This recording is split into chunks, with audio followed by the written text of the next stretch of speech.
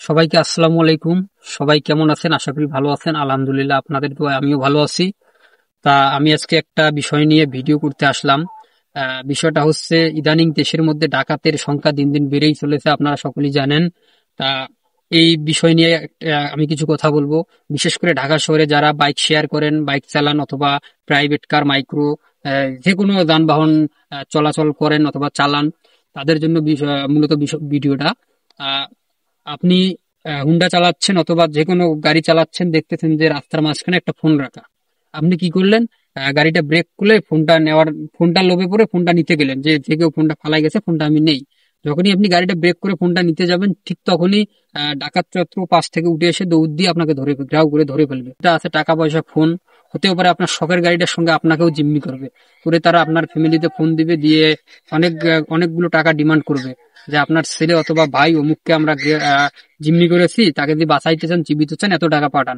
হতে পারে আপনার ফ্যামিলি মানে এটার সম্মুখীন হবে, হয়ে পথের ভিখারি হয়ে যাবে, আর যার যেটুকু জমি আছে, জমা জমি বেচে তাদেরকে দিবে।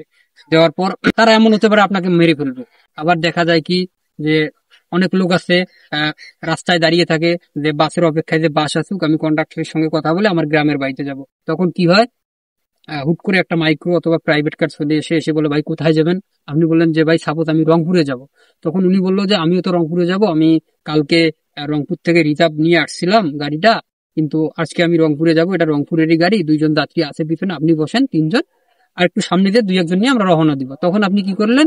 তার কথার মায় পড়ে আপনি গাড়িতে উঠে পড়লেন। তখন তারা কি কাজ করলো?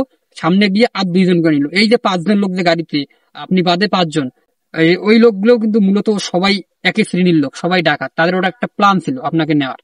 তা আপনি গাড়িতে চললেন, একটা ফাঁকা জায়গায় নিয়ে গিয়ে আপনাকে হেনস্থা করবে, এরকম সিচুয়েশন আপনাকে ফালাবে। আহ, তো এটাই সবাই এই ধরনের সিচুয়েশন থেকে বিরত থাকবেন। এরকম অবস্থাতে কখনো পড়বেন না, বাঁচার চেষ্টা করবেন। তাই এটাই, সবাই সতর্ক থাকবেন। আহ, এইরকম সিচুয়েশনে যাতে না পড়েন, সতর্কভাবে চলাচল করবেন। আহ, সবাইকে সালাম, আসসালামু আলাইকুম, সবাই ভালো থাকবেন।